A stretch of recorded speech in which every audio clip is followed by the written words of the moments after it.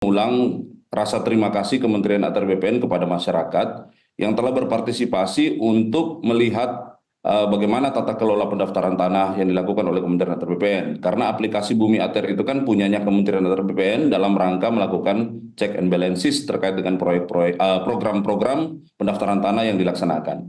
Nah, kalau yang tadi ditanyakan Mbak Sylvia itu yang saya sudah beberapa kali Pak Menteri juga telah menyampaikan di BPN pengecekan itu harus dilakukan minimal dua, melakukan pengecekan fisik dan melakukan pengecekan yuridisnya. Fisiknya sudah dilakukan kemarin dengan teman-teman BIG sebagai pengampu data pemetaan. Jadi dilihat apakah itu berada di batas garis pantai atau tidak. Kemudian hasilnya juga sudah ada, sebagian memang berada di luar garis batas pantai, sebagian lagi masuk di dalam garis batas pantai.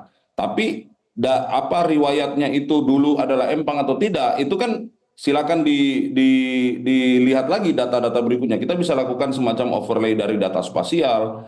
Dan jangan lupa setelah fisik dilihat, bisa dilihat dari aspek yuridisnya, penerbitannya, apa alas haknya.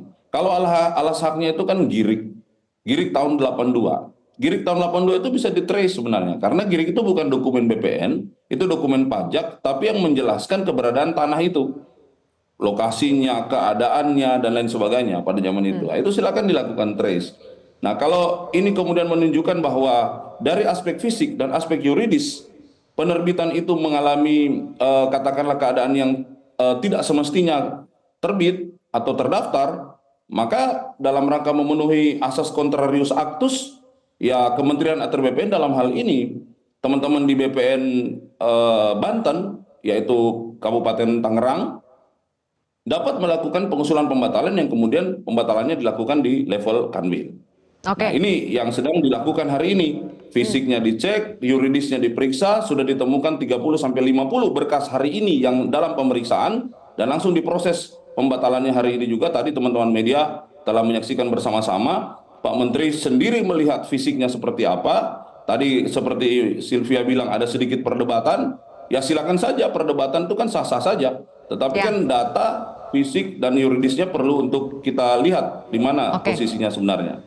Baik Pak, dari 263 SHGB di Laut Tangerang itu sudah 50 sertifikat di Desa Kohot yang dibatalkan. Pak, alasan pembatalannya apakah sudah sampai ditelusuri apakah itu karena ada maladministrasi, kelalaian begitu Pak ya Pak? Atau memang ada penyalahgunaan wewenang Pak, ada kong-kali-kong internal di situ? Kita belum masuk di kong-kali-kongnya itu, karena BPN itu kan berdiri di atas asas yuridis dan asas fisik. Pembatalannya pun administratif. Jadi kita melihat kalau fisik tidak memenuhi standar yang diatur di dalam ketentuan Perkaban 1 2010, kemudian pengaturan yang pendaftaran tidak melihat juga asas mekanisme sebagaimana diatur dalam PP 2497 atau PP 18 2021, dapat dibatalkan memang mengikuti mekanisme Peraturan Menteri Agraria nomor 21 tahun 2020. Nah, itu dulu kita memulainya dari situ. Ini harus berhati-hati melakukan proses ini meskipun dimungkinkan oleh undang-undang, karena kita tidak menginginkan proses pembatalannya kemudian meninggalkan celah-celah hukum lain yang bisa membuat proses pembatalan itu sendiri menjadi tidak sah, kan begitu. Jadi langkahnya cepat, oke, satset oke, tetapi harus precise, harus tepat, harus akurat. Itu yang dilakukan. Kalau pertanyaannya 263 kenapa belum? Ya satu-satu lah, sekarang pun 30-50 itu kan bukan satu ya, itu banyak loh itu. Jadi kemudian beberapa saat ke depan ini akan berkembang dan kita akan lihat seperti apa. Tapi dari hasil tadi Pak Menteri sudah menyatakan melihat secara fisiknya keadaannya seperti itu, dan memang teman-teman sudah melakukan penelitian ada sekitar 30 sampai 50 yang secara nyata memang tidak memenuhi aspek pendaftaran tanah khususnya di fisiknya, sehingga langsung diusulkan untuk dibatalkan sesuai dengan perintah Pak Menteri. Oke Pak Harison, saya beralih ke Pak Susno. Pak Susno, kita dengar sendiri tadi dari Pak Harison bahwa mereka sudah menelusuri bagian aspek administrasinya, apakah ada kecacatan prosedur atau tidak. Nah, kemudian kelanjutannya setelah diketahui ada kecacatan prosedur makanya dibatalkan, kemudian siapa yang harus menindaklanjutinya? Apakah SHGB, SHM ini adalah pintu masuk sebetulnya Pak Susno untuk aparat penegak hukum untuk mengusut kasus pagar laut, untuk mengusut dalangnya? Iya, betul sekali. Bukan hanya pintu masuk, ini gerbang emas masuk Jadi kita salut kepada Kementerian ATR BPN, ya, kementeriannya Pak Urison dengan menterinya yang luar biasa terbukanya. Betul-betul Pak Nusron ini memihak pada rakyat. Jangankan 200 sekian puluh sertifikat itu dibatalkan karena cacat, karena faktor melanggar hukum, satu saja cukup gitu. Ya, apalagi tadi sudah 51. Karena itu pasti alas haknya adalah surat-surat atau dokumen palsu. Mengapa dokumen palsu? Ya jelas nggak mungkin punya tanah di situ dan sebagainya. Jadi berpatokan kepada pembatalan yang dilakukan oleh Kementerian ATR BPN, entah satu sertifikat, syukur kalau semuanya itu sudah bisa dijadikan sebagai salah satu alat bukti bahwa telah terjadi tindak pidana pemalsuan. Kalau pemalsuan itu diikuti dengan tindak pidana suap, maka itu menjadi tindak pidana korupsi. Sekarang siapa pelakunya? Ya pelakunya jelas itu mulai dari si lurah itu tadi, lurah ngotot itu tadi, lurah mana itu Kohot. Nah, lurah Kohot dia udah ngaku pasti dia ngeluarin dokumen itu. Kemudian siapa lagi?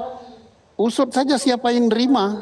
Ya, yang nerima misalnya Agung Sedayu dengan anak perusahaan Intan Agung Makmur. Ya nggak mungkin lah nenek moyangnya punya tanah di situ. Kalau nggak mungkin nenek moyangnya punya tanah, dia pasti beli. Belinya pasti nggak beres, notarisnya pasti kena juga itu. Nah, jadi udah gampang usutnya. Usut saja bisa dari dokumennya ATR, kemudian bisa juga dari mulai siapa yang memagari itu, siapa yang membayar, siapa yang nyuruh, duitnya dari siapa, kemudian terkait dengan perusahaan apa. Sudah terang benderang ini, seperti makan siang pakai lampu petromak, terang sekali. Pak Susno ini udah berkali-kali ya bilang sebetulnya gampang untuk mengusut kasus ini. Tapi Pak, kalau yang ditangkap oleh masyarakat, kepolisian ini masih anteng, belum bergerak mengusut kasus pagar laut, sudah ada laporan. Apakah Pak Susno menangkap ada kesan yang sama Pak, bahwa kepolisian atau aparat penegak hukum yang lain masih sepertinya wait and see?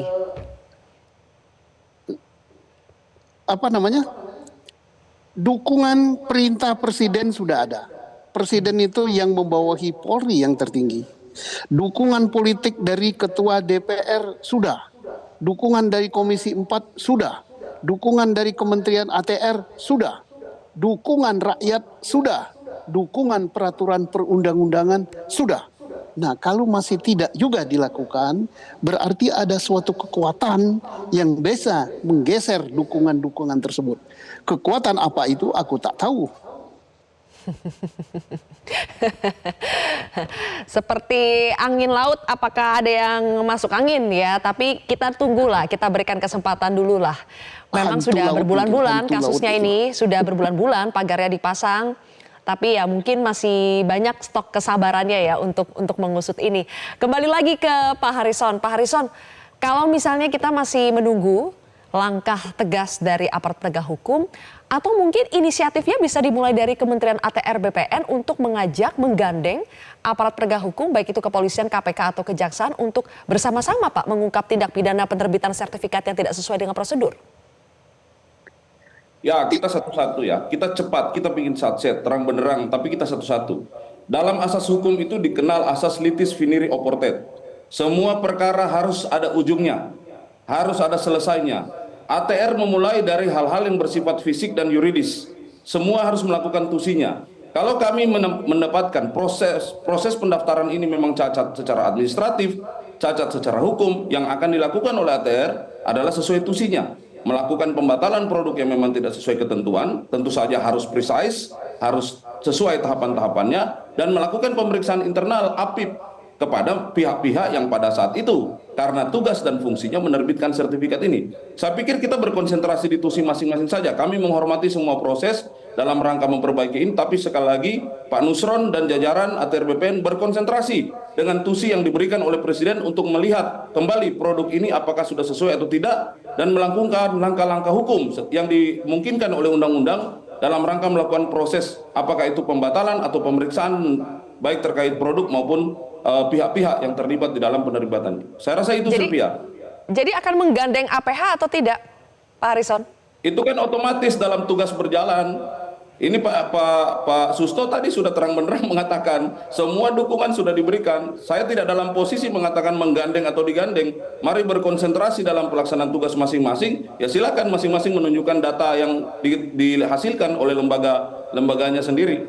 Oke. Itu dulu. Kemudian nanti Ya. kita akan melihat langkah-langkah ke depan seperti apa. Tapi saya pikir positif sekali apa yang disampaikan oleh Pak Susno tadi itu adalah gambaran keadaan hari ini. Tentu kita harus bekerja dengan baik, tetapi masing-masing harus melaksanakan tugas yang diberikan kepada tusi kelembagaannya masing-masing. Itu, Oke. Mbak Sylvia. Ya.